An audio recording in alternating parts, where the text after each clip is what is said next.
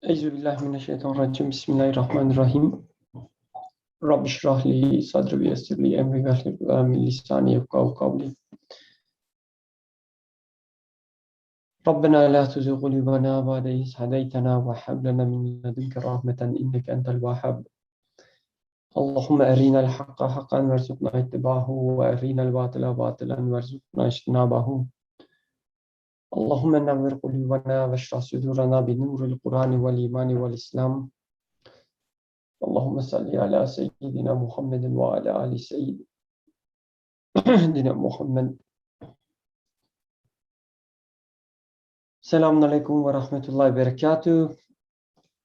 We will inshallah continue with the 25th word, and this is the second light, second beam, and under the second beam we are studying the sixth quality of eloquence.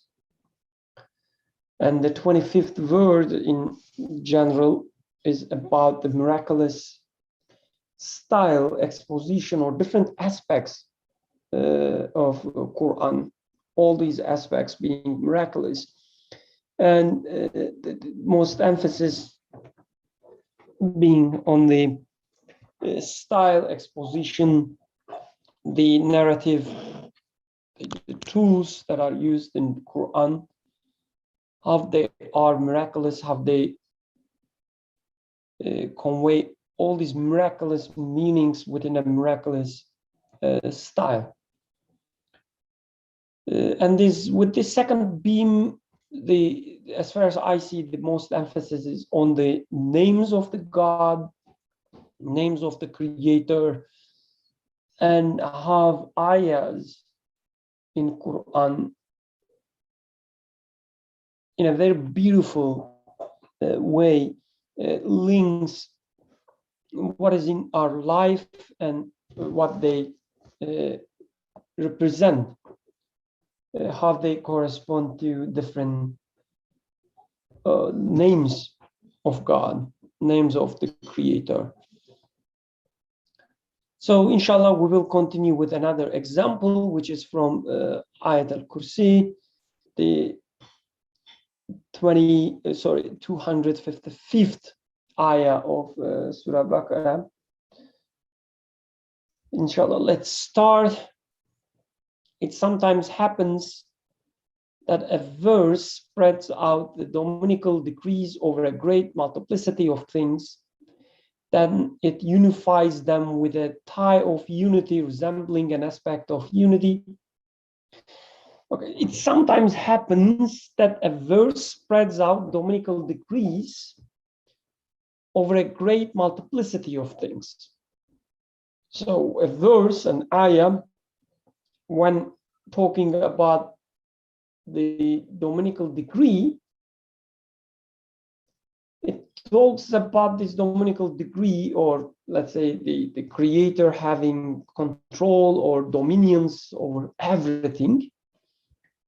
When talking about this, it talks through some great multiplicity of things. So it touches upon the multiplicity of things. Then it unifies them. So first talks about all these different things, multiplicity, but then unifies them with a tie of unity, resembling an aspect of unity. So shows how they actually ties together, comes together, and demonstrates the unity among them, or it situates them within a universal rule. So although you see all this multiplicity, behind this multiplicity, there is a universal rule, and ayah, this verse, while talking about different things, actually aims to give this universal rule behind the multiplicity, which is very interesting because everybody who is serious about studying the universe, one way or another, tries to do the same. So for instance, in science, we try to find universal laws within the natural order that may explain all these different things that we experience or observe. You would see the same effort, same attempt in any ideology trying to explain, for instance, the historical events. They would tell you that there are some certain universal constants within the realm of history, which can explain all these different occurrences. So anyway, this is a really important thing, and this is a big, of course, attempt. For example, so this is a let's say a part from Ayat al-Kursi. We can read the entire the ayah later, inshallah. Let's read the text first. His throne does extend over the heavens and the earth. His throne does extend over the heavens and the earth, and he feels no fatigue in preserving them, for he is the Most High, the Supreme. His throne does extend over the heavens and the earth, and he feels no fatigue in preserving them. Or sometimes we translate as, the preserving them, controlling them, doesn't give him any fatigue, or is not hard for him. For he is the Most High, the Supreme, Aliyul Azim. Thus, together with proving with 10 phrases in Ayat al-Kursi, I assume he's referring to entire ayah. Within this ayah, with 10 phrases, this Ayat al-Kursi proves 10 levels of divine unity. 10 levels of divine unity in varying hues.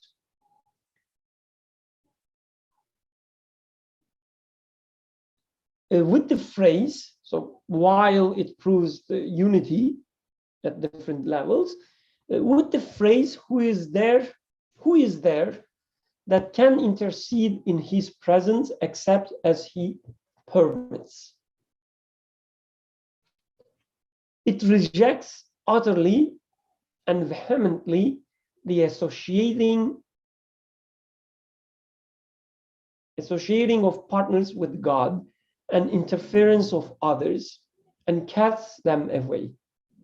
Also, since this verse manifests the greatest name, its meanings related to the divine truths are at a maximum degree. Also, since this verse manifests the greatest name, Ismail Azim, I guess, what is the Arabic phrase? Ismi Azam, sorry. Greatest name, its meanings related to divine truths are at the maximum degree. So when this Ayat al-Kursi talks about the divine truths, it talks about them at the maximum degree. What you can extract from this ayah regarding the divine truths, the truths about the Creator, as I understand, at the maximum degree. So what I understand is that if you study Ayat al-Kursi carefully and seriously, what you learn, what you understand about your Creator would be at maximum degree. So you would have a great familiarity, closeness to your Creator, so that it demonstrates the dominical acts of disposal, how these dominical acts are disposed in the creation that we experience, how you experience the dominical acts. Okay, the way the ayah talks about dominical acts are being experienced, at a maximum level. Furthermore, after mentioning the divine regulation of all the heavens and the earth, after mentioning the divine regulation, how the Creator takes care of the heavens and the earth, and the preservation encompassing all things at the maximum degree, talks about everything, okay? All these different things. A tie of unity, again, after talking about everything, a tie of unity, an aspect of unity, summarize the sources of those maximum manifestations with the phrase, for he is the most high, the supreme, Aliyul Azim. So the next example is from another surah, Surah Ibrahim. So I will leave it here for now. And the plan is we will have a break, inshallah, at 7, let's say 15, for Maghrib prayer. And then in the second section, if we are done with the first example, we can start with the second example, inshallah. And Yusuf, when you are ready, just give me a sign so that I can make you host. Okay, we read the text. Let me look at the entire Ayat al-Kursi as well. So I need a volunteer to read the Arabic part, because this thing is recorded. We don't want to give an impression that these people who are studying Quran doesn't know anything about reading Arabic. So this is what would happen if I read it. So I need a volunteer. Suhail, if you are available, I would love to hear your lovely voice. Otherwise, I can also try to read, of course.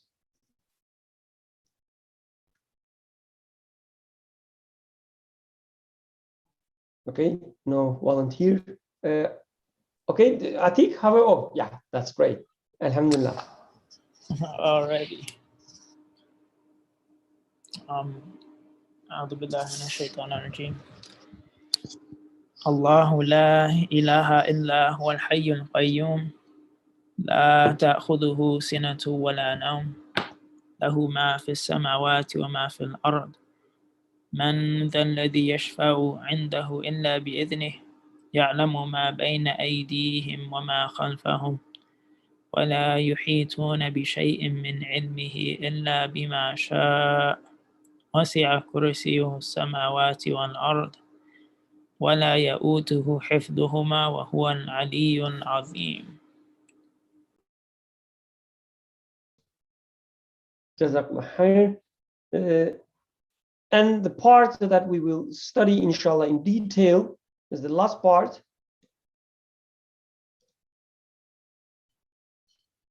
Which is wasi'a kursiyu as-samawati wal ard, and the following part. And of course, we will study the entire ayah as well. There's also in the text the reference to, where is man zallazi? Okay, man zallazi yashfa'u innahu illa bi izni. This part also is referenced in the text. So just keep in mind that these two parts are the main at the center of the of our attention, but of course we will study the entire ayah. And let's look at a rough translation, very rough indeed. Allah, there is no God worthy of worship except Him, the ever-living, all-sustaining. Neither drowsiness nor sleep overtakes Him. To Him belongs whatever is in the heavens and whatever is on the earth. who could possibly intercede with him without his permission? That's interesting. The intercession, there's a traditional common understanding of intercession, which is true. But here, the way author studies it, because it says with this part, من ذا الذي يشفع عنده إلا بإذنه, this sentence denying any possible interference in his rububiyah, in his dominion. So it goes further than intercession of prophets, for instance. Who could possibly intercede with him without his permission? He fully knows what is ahead of them and what is behind them, but no one can grasp any of his knowledge except what he wills to reveal. His seed. Okay, that's also interesting, which is the part that we will study, right? The kursi. His seed encompasses the heavens and the earth. The wasiya kursiya samawati wal ard. And the preservation of both does not tire him.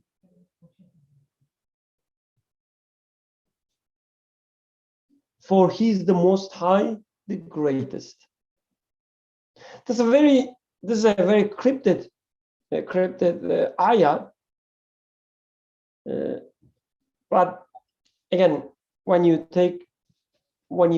study it carefully, you see that, as author said, it proves or it talks about the divine unity from many different aspects.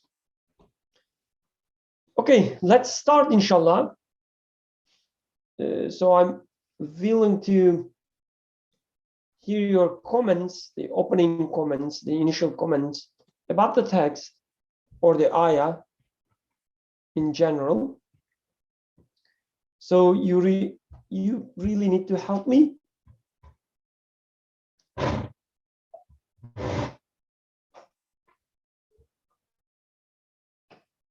Any volunteers to share their thoughts?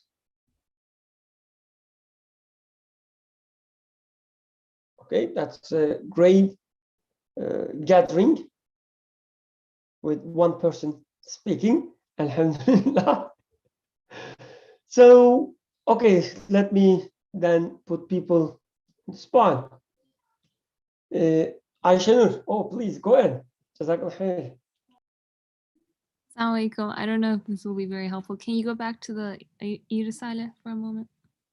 I was just wondering, in the first sentence, it says it sometimes happens that a verse spreads out dominical decrees over a great multiplicity of things, then it unifies them with a tie of unity, resembling an aspect of unity, or it situates them within a universal rule. I was just wondering, like, what is the universal rule here that we should be taking from this?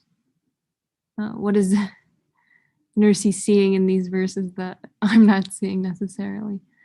So it's just a question to pose, and maybe that can also kind of help us start to think about how to make sense of all of this, including the verses themselves. I think the universal rule is going to be for the second example. For the first example, it is the divine name.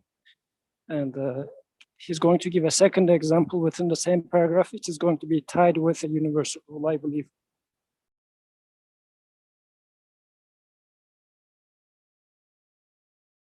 Okay, Jazakallah khair, Yusuf, for interrupting my speech and then so I'm joking, of course. So yeah, we can take it that way as well. The second one is about the second example, but I would say even with these Ayat al-Kursi,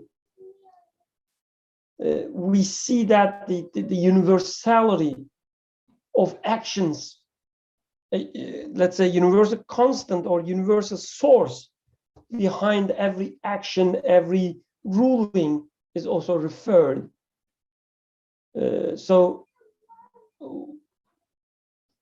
I don't think we have to at least restrict ourselves in a way that, okay, well, the first thing is about the first example and the second thing is about the second example. Although, again, it is true. Like I also think when the text is written, the first example, the Ayat al-Kursi, was given for the first part, which is unifying them with the tie of unity. And the second example was written for the second part. Anyway, yeah. So let me rephrase Aisha Nur's question then.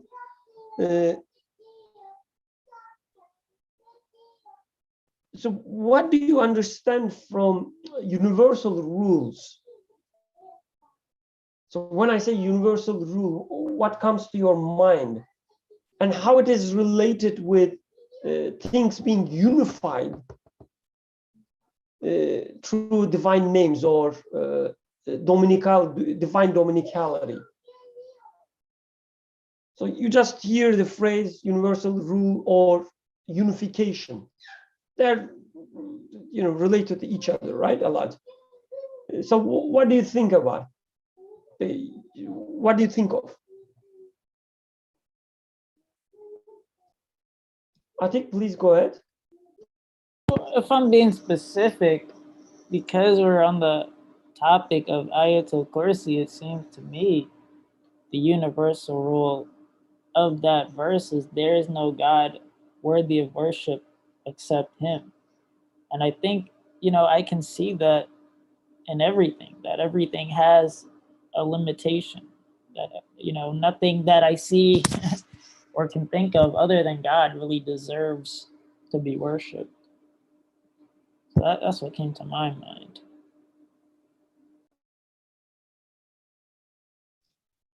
So you mean it's the unification in terms of the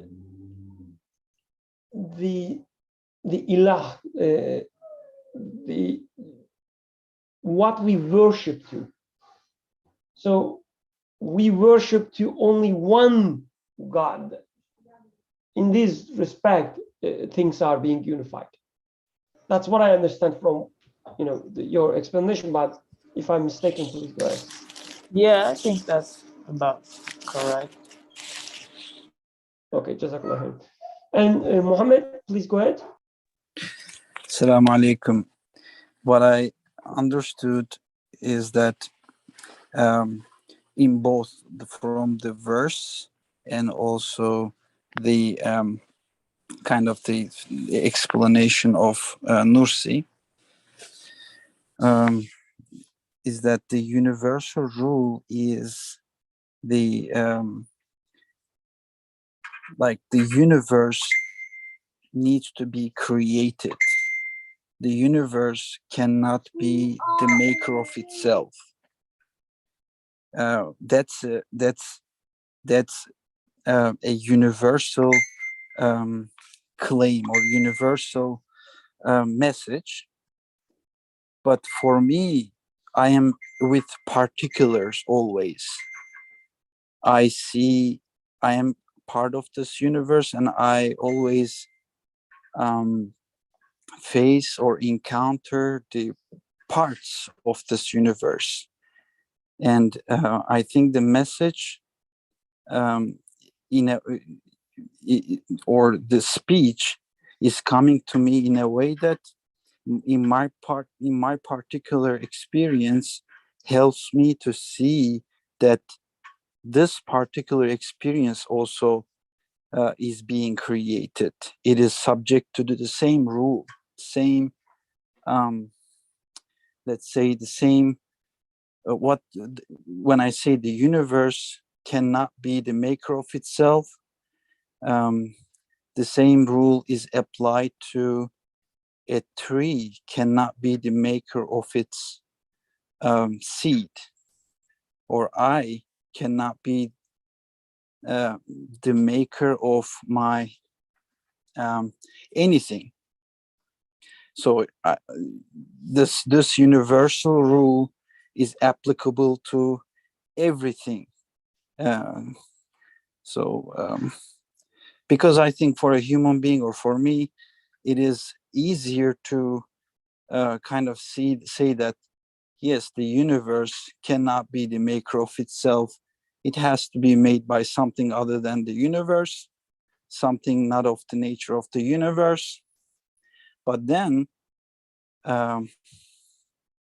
it is very likely that I take the things in the universe as if they are being made by the things around them.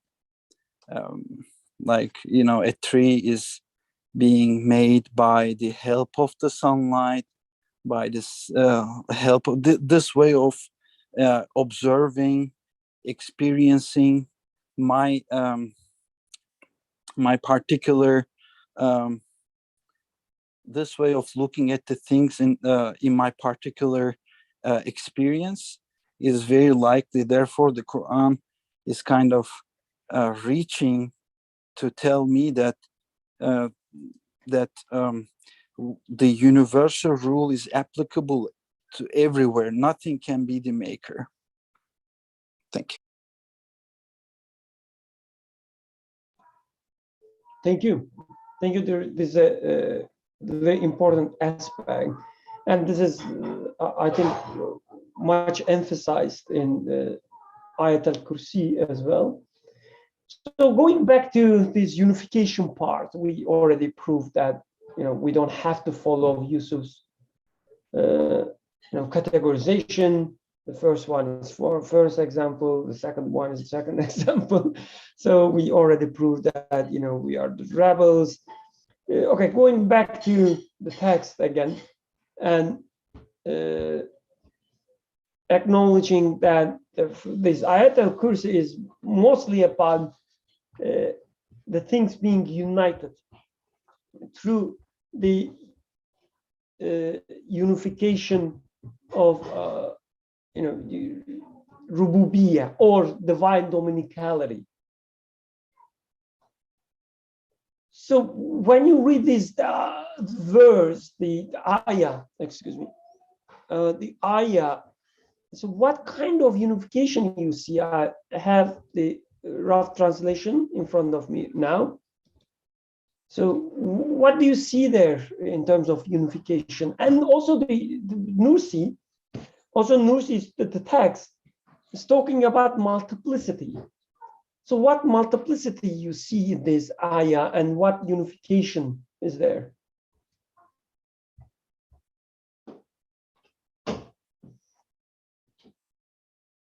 Any suggestions?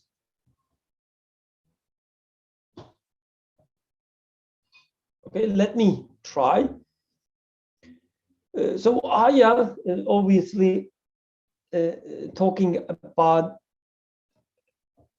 that everything belonging to him, whatever is in the heavens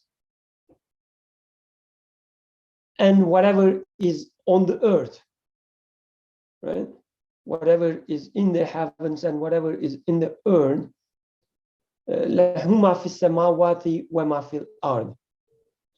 So this is about, whatever you see, Sama and Ard, we can take them different ways, but I guess one way, and very simple way of thinking it, is whatever you can see, whatever you can imagine, whatever you can think of, the entire creation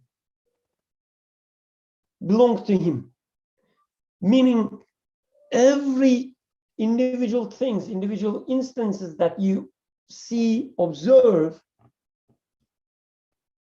if you study them, you will realize that there is only one source of them.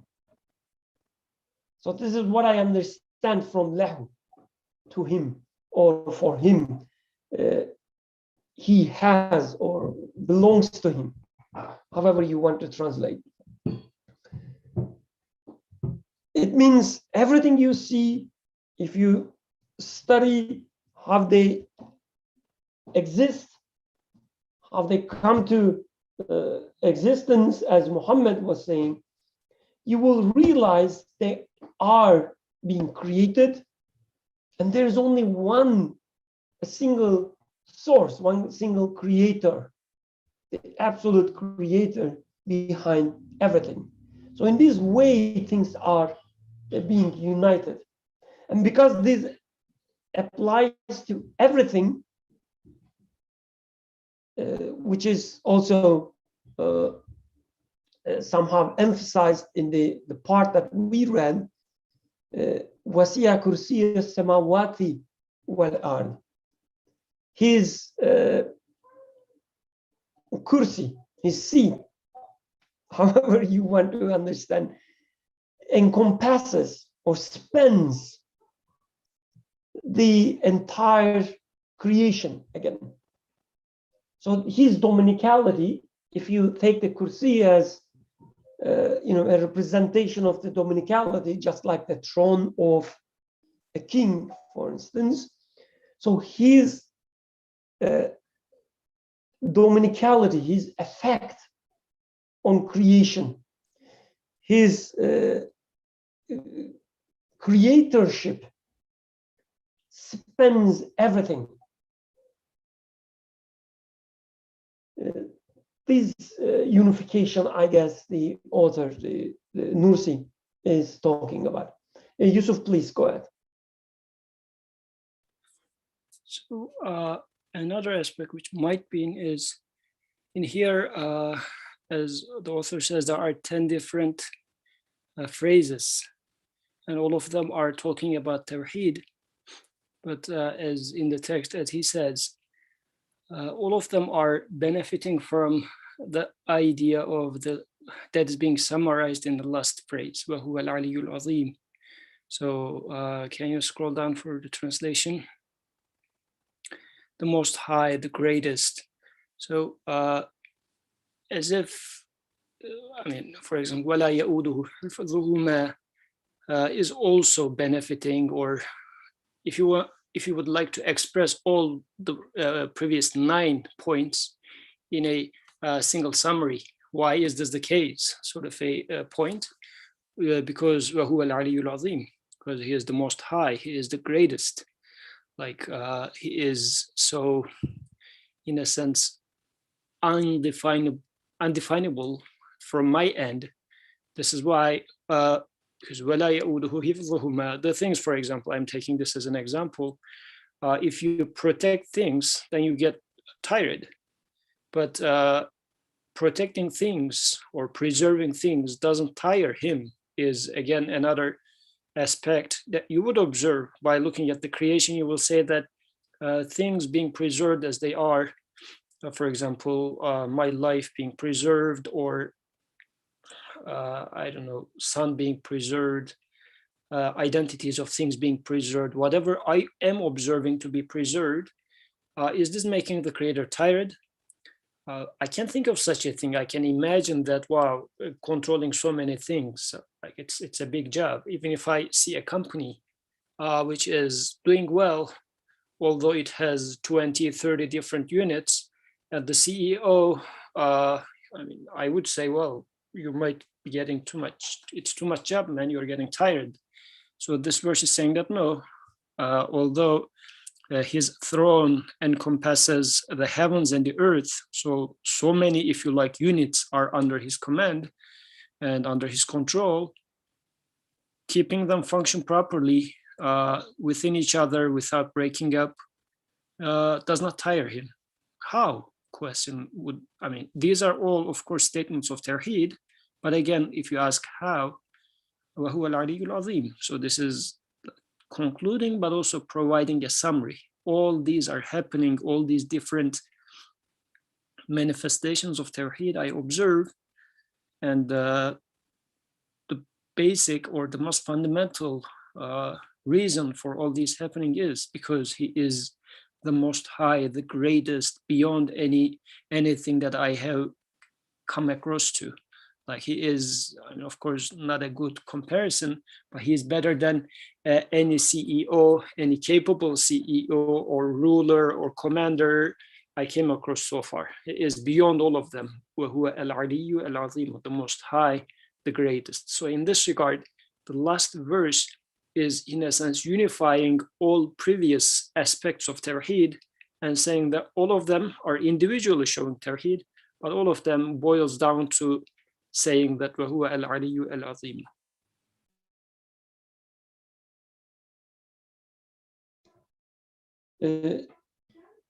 Alhamdulillah, really great point.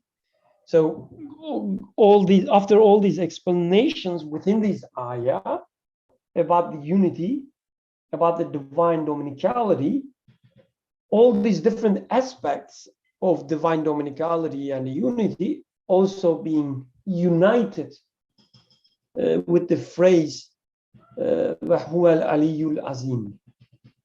That's a great point, alhamdulillah. So there is also another part of this ayah which is mentioned in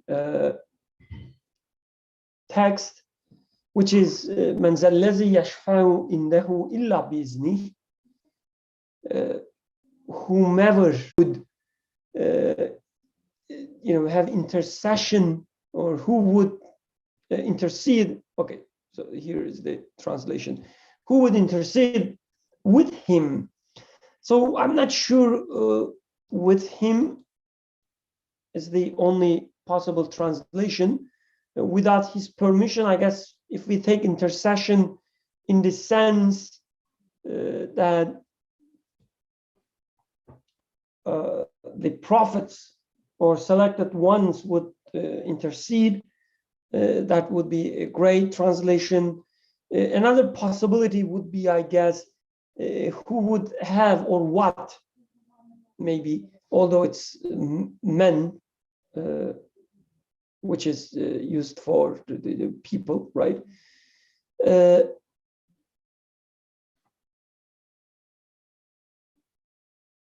Whatever or whoever would possibly have any part in the creation without his permission. So it doesn't mean with his permission they take part in the creation.